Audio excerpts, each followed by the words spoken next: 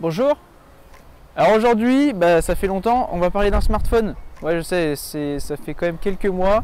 Et aujourd'hui, je vais vous proposer un smartphone qui envoie, vraiment, il envoie beaucoup. Oscar, tu peux, c'est bon, tu peux aller, oust. Voilà. Alors ce smartphone, c'est le Redmi Note 9, donc qui vient remplacer le Redmi Note 8 Pro qui était sorti il y a 6 mois. Et ce Redmi Note 9 coûte 250 €.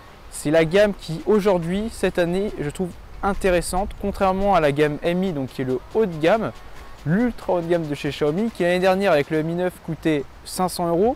Et bien cette année, c'est rendu à 1000 € et c'est vraiment pas du tout intéressant.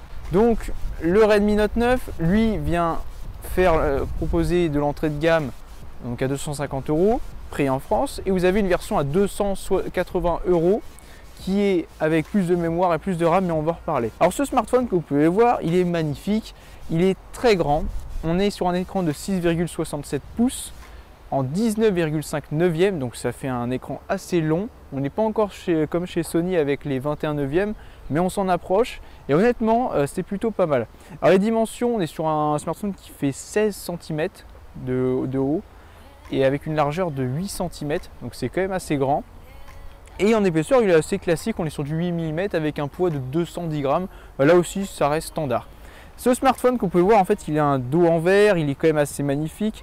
Il fait premium, même si on va dire qu'on sent que c'est pas du ultra haut de gamme, et il fait quand même premium. On n'a pas cette sensation d'acheter un smartphone vraiment bas de gamme. Ça, c'est vraiment un des points positifs. Pour commencer, on va parler sur du design. Donc les tranches gauche, on aura le port carte SD et double carte SIM nano SIM. Donc vous pouvez mettre votre carte SIM perso, plus celle du boulot, plus une carte micro SD jusqu'à 512 Go. Et vous allez voir qu'au niveau de la mémoire, on est pas mal. Et je précise qu'il y a un petit joint d'étanchéité. En fait, le smartphone est un nano revêtement.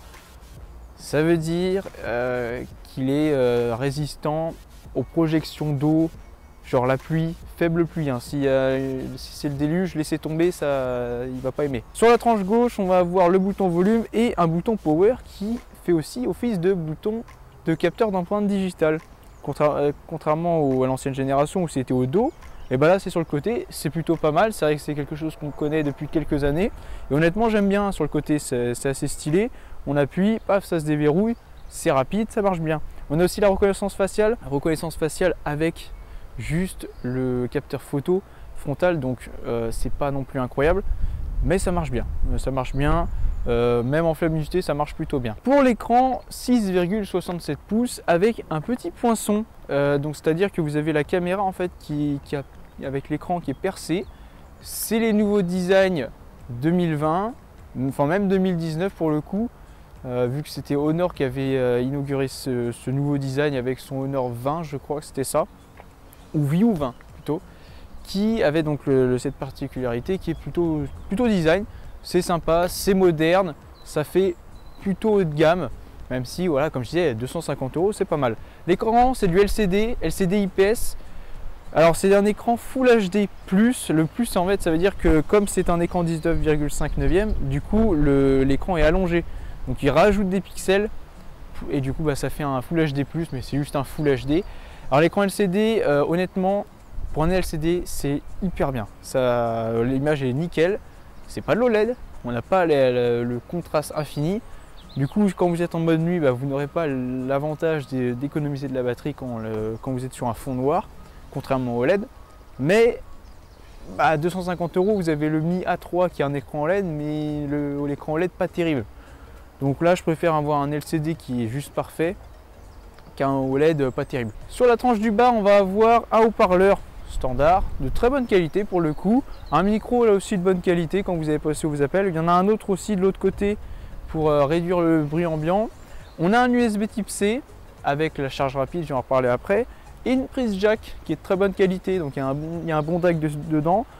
Franchement, c'est vachement bien d'avoir encore une prise jack en 2020. Et c'est à peu près tout. On a aussi un petit émetteur infrarouge pour contrôler votre télé ou d'autres matos. À l'intérieur de ce téléphone, on va avoir un Snapdragon 720G. Le 720G, qu'est-ce que c'est? C'est les nouvelles générations de processeurs Qualcomm en 8 nanomètres, très important de le préciser. Et c'est un processeur moyenne gamme, même si 250 €, c'est un processeur moyenne gamme. Et étonnamment, c'est un processeur qui, on pourrait se dire, il est équivalent à quoi ce processeur-là, pour vraiment qu'on comprenne à où il se situe. Il est équivalent au Helio G90G, non, Helio G90G plutôt, du Redmi Note 8 Pro. Il est à peu près équivalent. Il est aussi équivalent, alors là c'est étonnant par contre, j'ai pas trop compris pourquoi, au Snapdragon 730G. Alors je sais pas pourquoi. Donc c'est aussi puissant qu'un processeur qui est censé être plus puissant. Et au niveau des caractéristiques, c'est pareil, hein, c'est du 8 nanomètres, on est sur du Big Little avec 2 cœurs haute consommation, enfin super puissant, et 6 cœurs basse consommation. Donc l'architecture est exactement pareille avec des A76 et A55.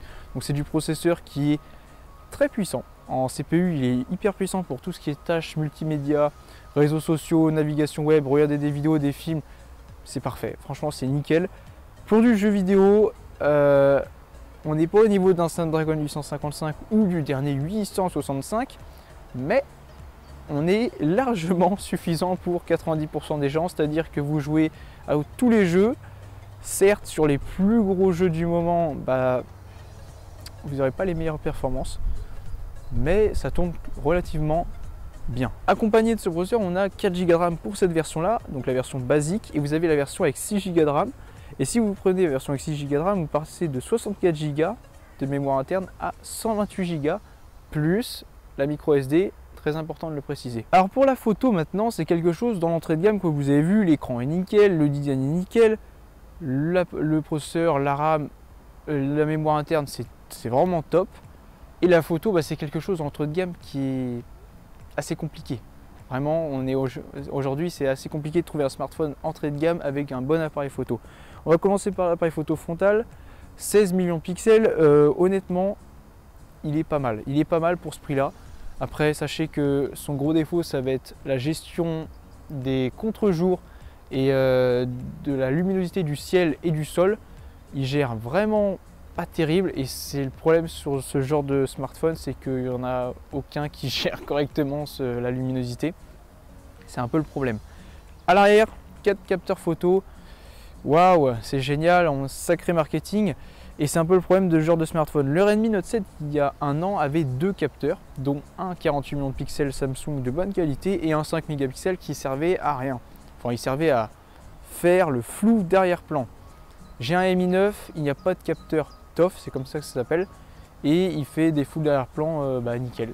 Mieux que celui-ci, parce qu'il a un meilleur capteur photo de base, et du coup il fait des meilleures photos. Et d'ailleurs, Google le prouve avec ses pixels, ou avec un seul capteur. Du coup maintenant c'est les anciennes générations qui avaient un seul capteur, et ils faisaient des flous d'arrière-plan qui sont magnifiques, alors que c'est faux. C'est du traitement photo qui est bidouillé dans tous les sens, et résultat, ça donne un truc vraiment sympa. Ici, on va avoir 4 capteurs, un 48 millions de pixels. Alors je sais pas si c'est chez Sony ou chez Samsung, en tout cas il est pas mal, et c'est vraiment le point où là ça va au niveau de la photo. C'est-à-dire qu'en plein jour, vous prenez des très belles photos, vraiment il faut le dire. On a le 48 millions de pixels qui fait que vous pouvez zoomer dans l'image plutôt bien. Et en fait, quand vous êtes dans l'appareil photo, vous avez une option où vous pouvez faire un zoom x2 directement. Alors vous dites, on a un téléobjectif. Pas du tout. En fait, c'est juste qu'il va zoomer en direct dans le 48 millions de pixels pour faire un 12 millions de pixels. Voilà, donc c'est de la bidouille, comme d'habitude sur ce genre de smartphone.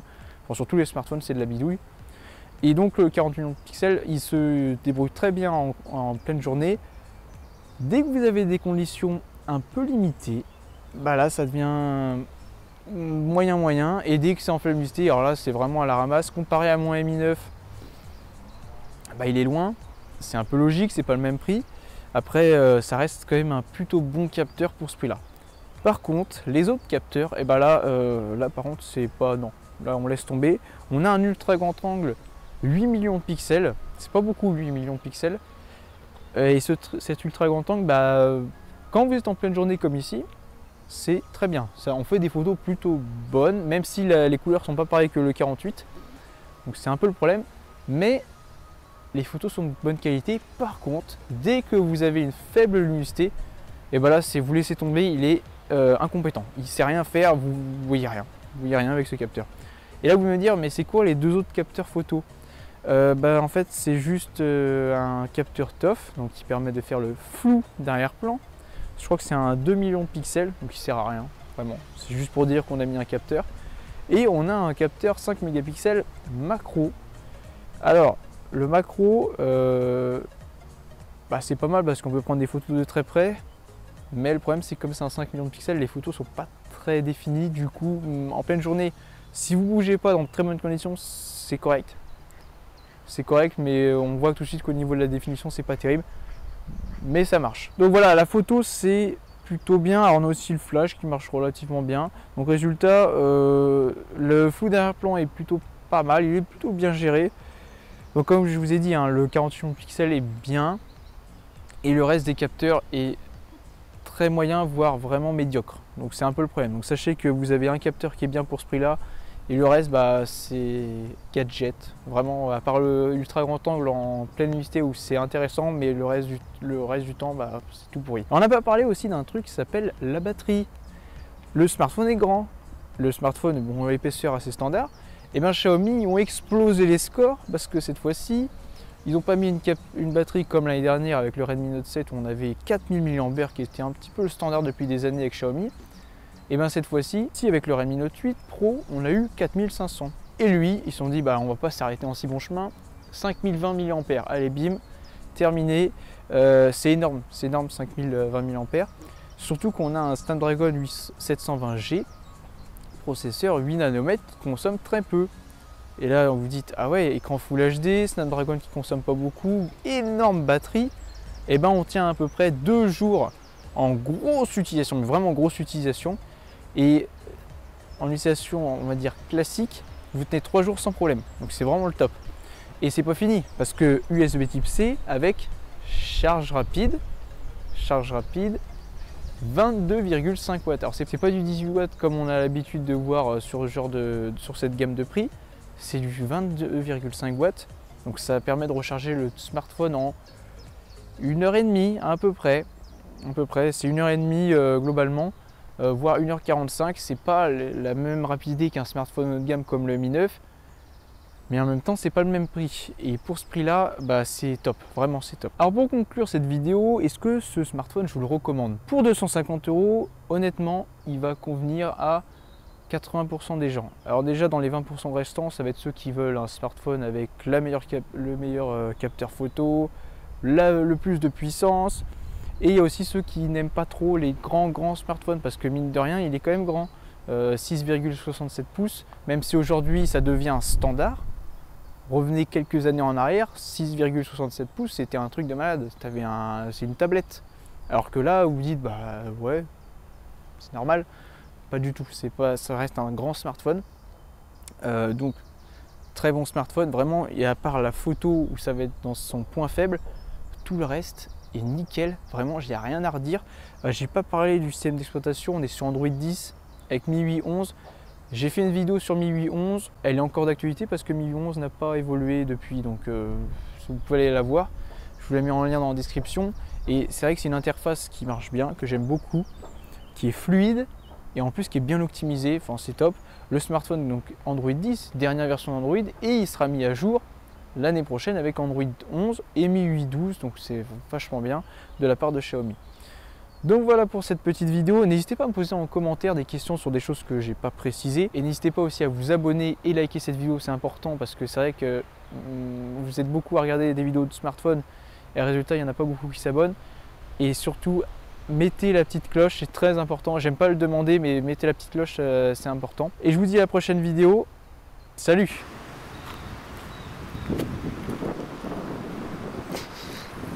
Ils se sont suivis, tu sais. Qu'est-ce que... Bonjour, il faut pas que j'abîme le Redmi Note 9. Il casse. Mais ouais.